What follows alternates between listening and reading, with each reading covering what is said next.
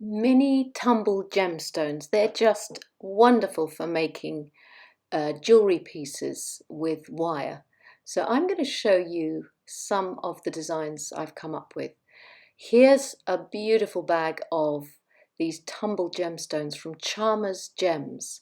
You can purchase them and you just get a mixed bag, and you can see some of them are long and narrow, so they're all these different shapes.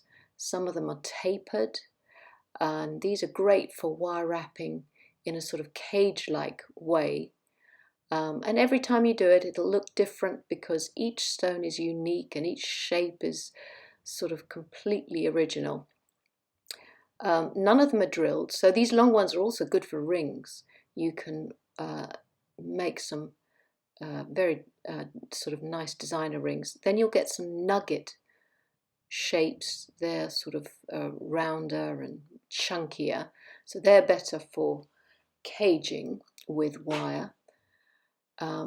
And you can do so many styles of cages. There's no one way of doing anything, but I'll show you a couple of designs. And then there's some very flat ones.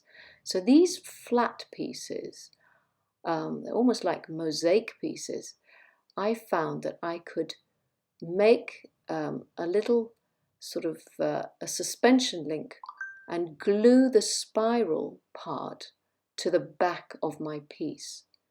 And then I could create a bail and make really nice little sort of necklaces or earrings or charms to hang off bracelets.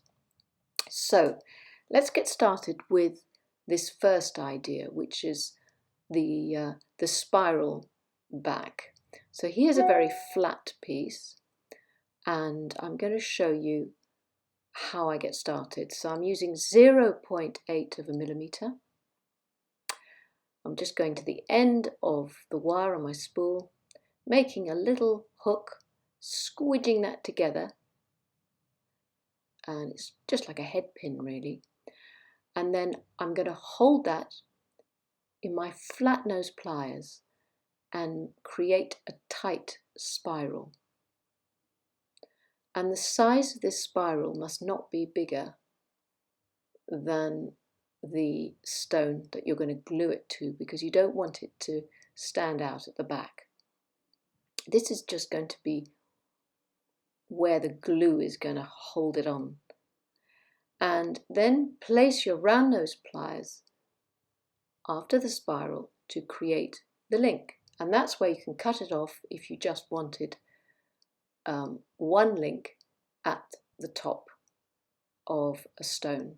But if you wanted to link something onto the end of your flat tumbled stone, then you bring it round the side, cut it off,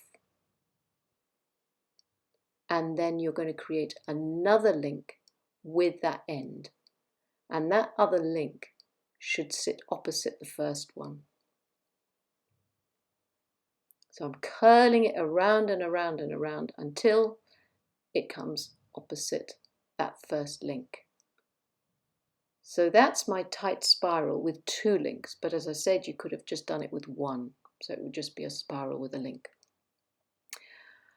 I'm going to flatten it now with my whammer hammer with a steel end, and I'm not hitting the crossed over area, I'm just hitting the very, very end of that link, just to work hard on it, flatten it, and make sure it's going to be strong for gluing at the back. So I put E6000 onto my spiral and then glue it to the back of the piece, and that gives me the two links on each side of the piece. As you can see here, I did just one link and then created the bail on top. So it means you can make bracelets that way and link one thing to another thing. This is the back of a necklace I made. It could have been a bracelet, but it was a necklace because I decided to elongate it with chain. But you can see the front. Now when I turn it over, all the gemstones, these flat back gemstones, are glued to those spirals, and they sit floating at the front, just like I've made here. So these flat pieces are, I don't know, I think they look really good. It's like a mosaic necklace. And you can see you can hang a little pearl off or a crystal or something off the end to create a pendant.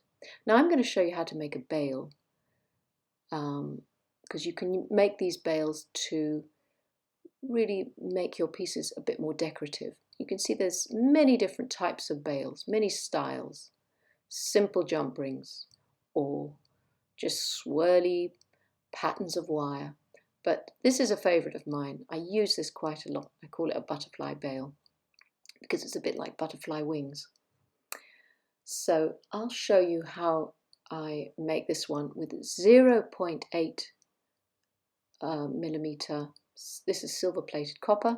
I'm going to cut about 5.5 inches for this particular bail because these are quite small gemstones, but obviously if you had much larger pieces and you wanted something chunkier, you just cut more. So I've folded the wire in half, and then I'm going to double it. I'm just going to take my flat nose pliers and squidge that wire together in the middle so that it sits parallel and straight and it's completely doubled up. So it's a doubled piece of wire now. And I want to straighten it up as much as possible. And then I'm going to take my round nose pliers and I'm going to make a loop. And this is where my pendant is going to hang off. And then place a wider part of my pliers next to that loop and create another loop. So the loop sits within the loop. And then I go to the ends and just check that they're the same length. So if you have to just prune a bit off or snip a bit off, just do it then. And then make little tiny circles with the tips of your round nose pliers, the very, very end of the projecting wires. And then you can create spirals with these ends, curling them up towards that double link that you've just created. I'm doing sort of quite open, and then I'm bringing them in, open spirals that are sort of then closed in. And you can do tight spirals all the way along. It's really, there's, you know, whatever preference you have. But try to do the same on each side, just to give it a bit of symmetry. And so you curl the second one to the same length, and they'll sit just level with that back loop. And then I always give them a little bit of a tap with a hammer. So I hold it at the edge and hammer each of those spirals in turn. And that work hardens and flattens and strengthens the whole piece. So now we're ready to open up. We just lift it open a bit and open up the double link so that we can take the top link that you glued onto your flat tumblestone piece, and it inserts into that link. You want to close that up again. So that's held in place there, and then just flatten that down again. And that's the bit that you can feed your cord, your ribbon, your chain, whatever you're going to suspend it off, your key ring, whatever. So you just see, you just put that, feed that through that top. And that's how you can create a nice bail for any of these mini tumblestone projects. So the next idea is a ring. So again, using the tumblestones, it works really well for the long shapes. So here's a couple that I made earlier, and I'm going to use this piece, and it's nice because it's got a flat back. It always works best if you've got a flat back to your stone. So I've cut a nice long piece of 0.8 mil 20 gauge wire, and I'm going to wrap it around my ring stick, just a size smaller than I want it to end up being, because the wire springs open a bit, and so it will spring open to the size I want. So I want to wrap it around, so I've got 3 complete wraps, circles at the back, and then they cross over at the front. So you should have more at the front. You should have 4 at the front. And now I'm getting some 0.4 mil, and I'm just going to bind the shank together, the wires together, so keeping that coil all in one where it crosses over. This is going to be the front of the ring. So take that bit of wire, wrap it around, and then I'm going to squeeze and hold it flat, because I don't want all those coils to bunch together where I'm wrapping it. I want them to stay sitting with one wire on top of the other. So you don't have to do masses of wire wrapping at this point, but keep it flat. So, just do, one wrap and then squeeze it down. Just do it slowly, but just make sure it's nice and flat and it's held together. So cut off the ends and make sure that the cut ends are on the outside of the ring, because you don't want to slide your finger through and find a little sort of spiky end that, sort of snags at your finger. So make sure it's flat, it's squidged down, and you'll have one wire going out at the top and one wire going out at the bottom. Those are the projecting ends. So it's now bound there, and you can bind the back as well. We'll do that at the end. So I use a tiny bit of double-sided tape. You don't have to do this, but it really does help, because it stops the stone from moving everywhere and stops you having to hold it, and grip it too tight. So I've put a bit of the sticky back onto my stone, and that just helps me adhere it to that binding that I've just made at the front of the ring. I put it on my ring mandrel now, just to make sure it's sitting where I want it. So there it is.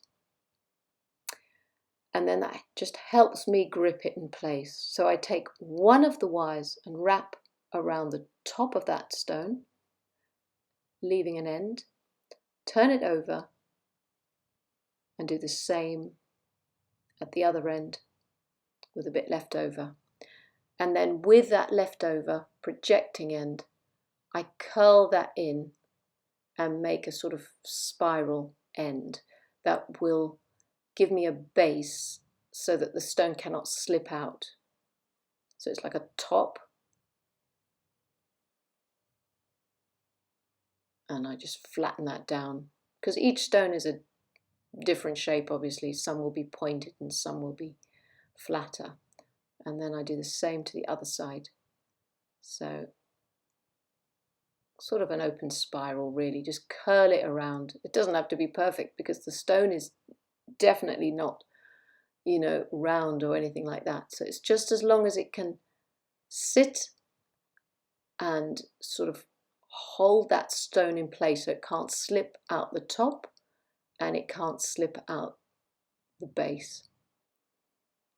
I mean, it's not the strongest of rings, but it's definitely a nice dress ring.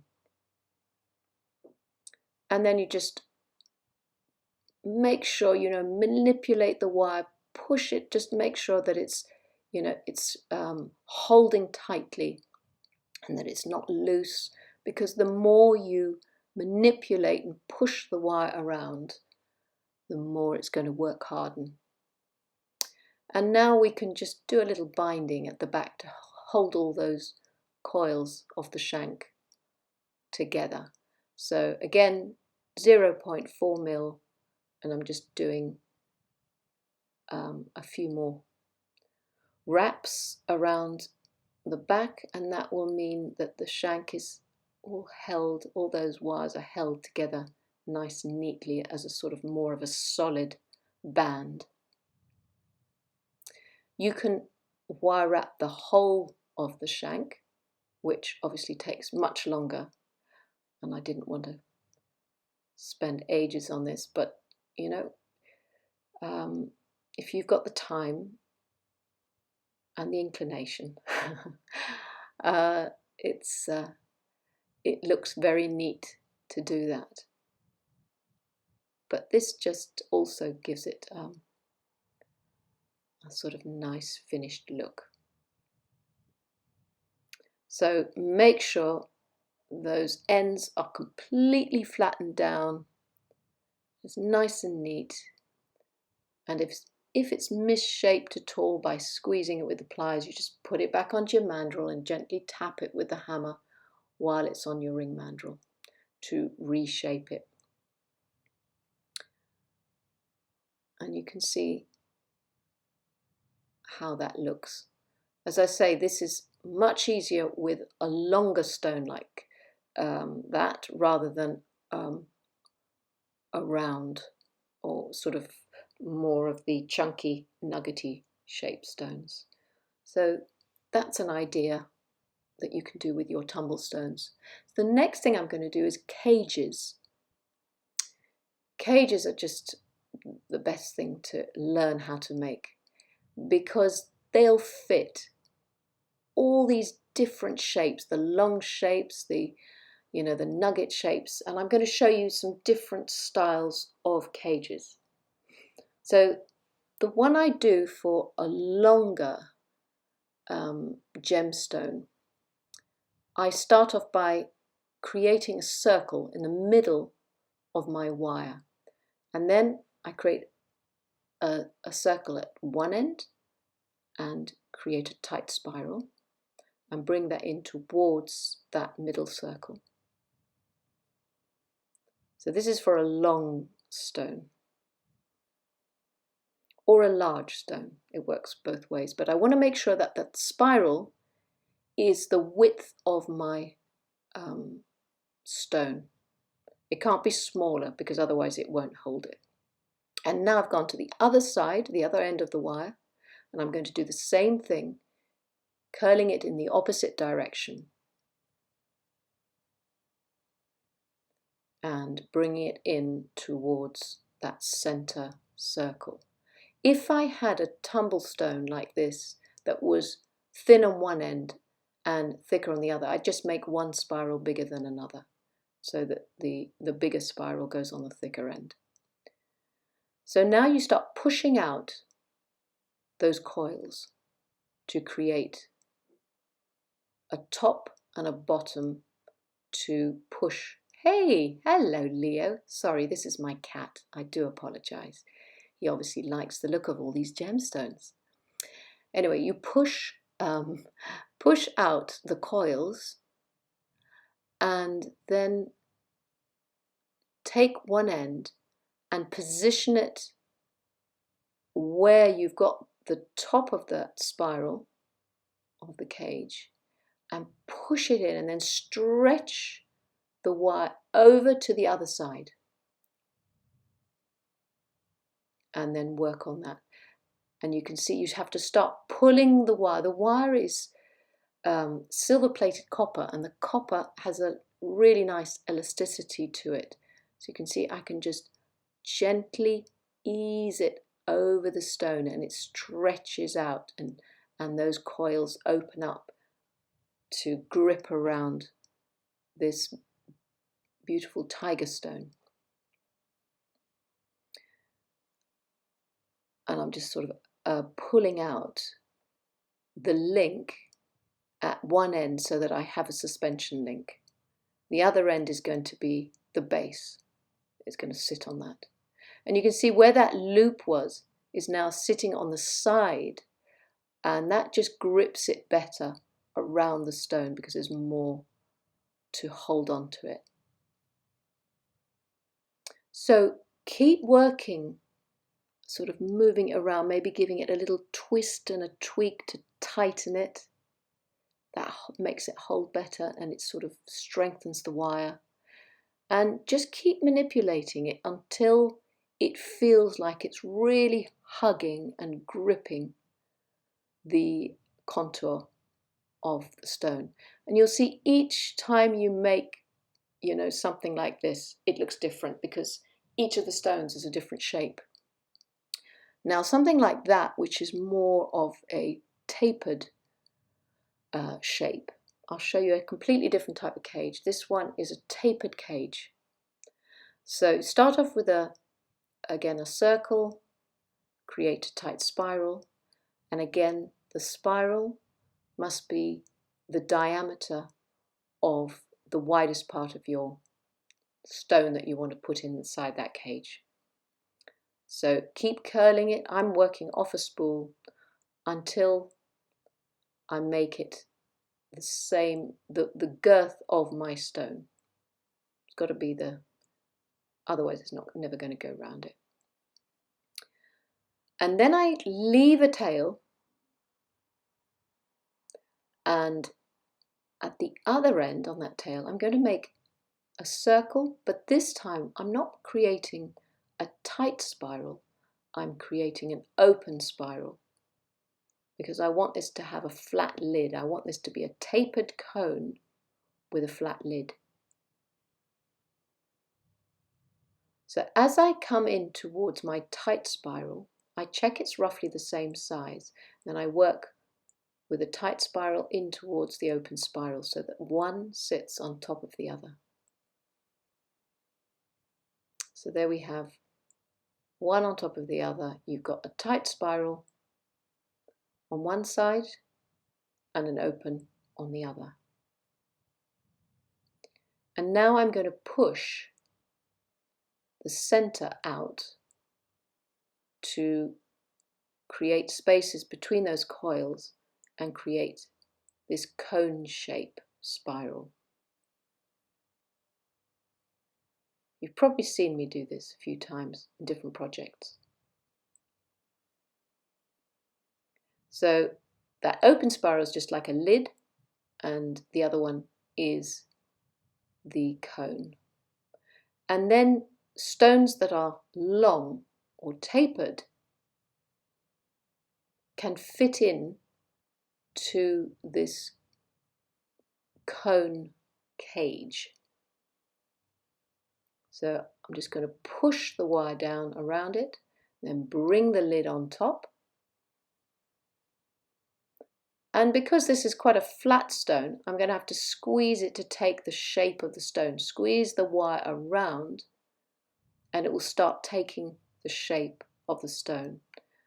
And a good way of doing that is just put it flat on your mat, take the nylon head of your whammer and just gently tap around, and that will flatten it over the contour and the shape of the stone.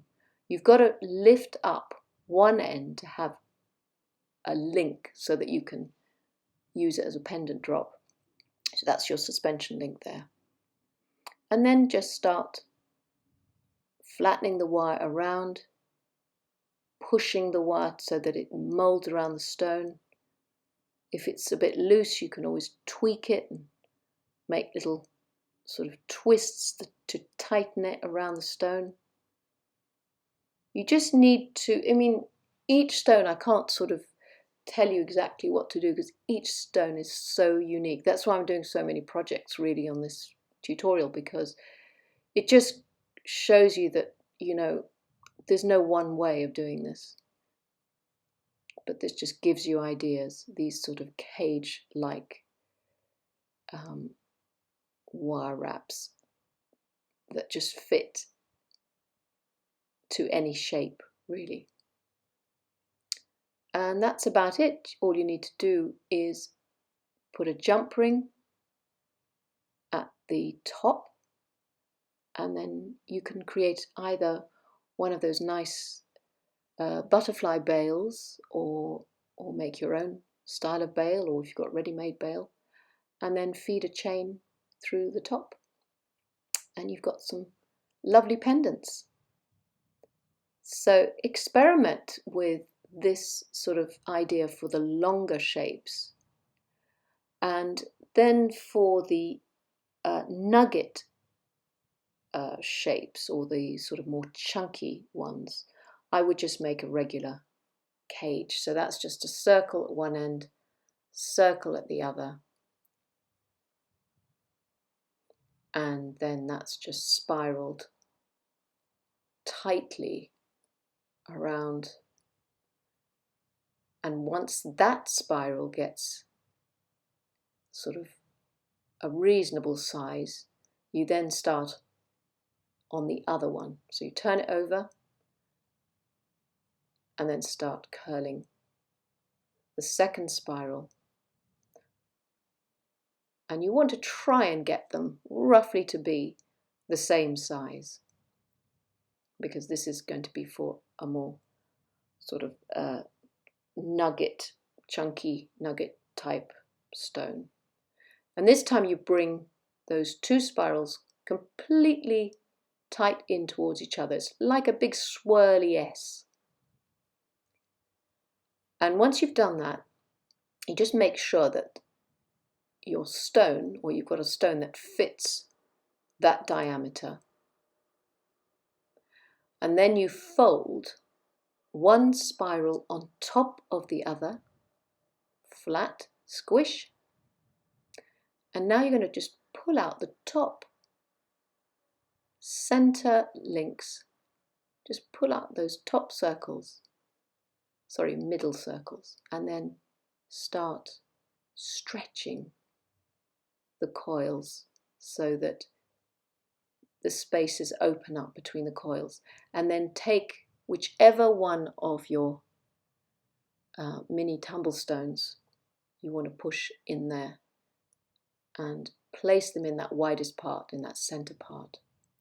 And then again, you want to try and bring those wires over the stone. This one's got a bit of a pointy bit on the tumblestone, so you just need to pull it over and stretch the wire over the shape so that it can get inside and be held inside. And you can see you've got links on either side, but I'm going to fold one back down because I don't want to hang anything off it. I'm just going to fold it down, so that's the base of the cage, and then the other one is where I'm going to put my bail or my jump ring. And then I just spend a bit of time stretching the wire, so again that it hugs the contour and it fits the gemstone. So that's a little bit of amethyst in there. But what's nice about these cages is if you decided, oh, I don't want the amethyst in there anymore, I want to have another stone in there, you can use that cage again. Look, you can just open it up, choose another stone. Here's a rose quartz, because it's already been shaped and you know it's roughly the same size, and you can pop that in and mold it around the other stone. Obviously you can't do it hundreds of times, but it definitely will work quite a few times. So that's it, but this is another project that I'll show you next time for these flat small nuggets as well, and it's something a bit fancier, this sort of crossover shape. So this is also another way that you can create pendants out of these mini tumblestones. But we'll keep that for another tutorial, because I think there's plenty to get on with everything that I've shown you here. So do have fun creating your own mini tumblestone jewellery. Thank you for watching. Take care.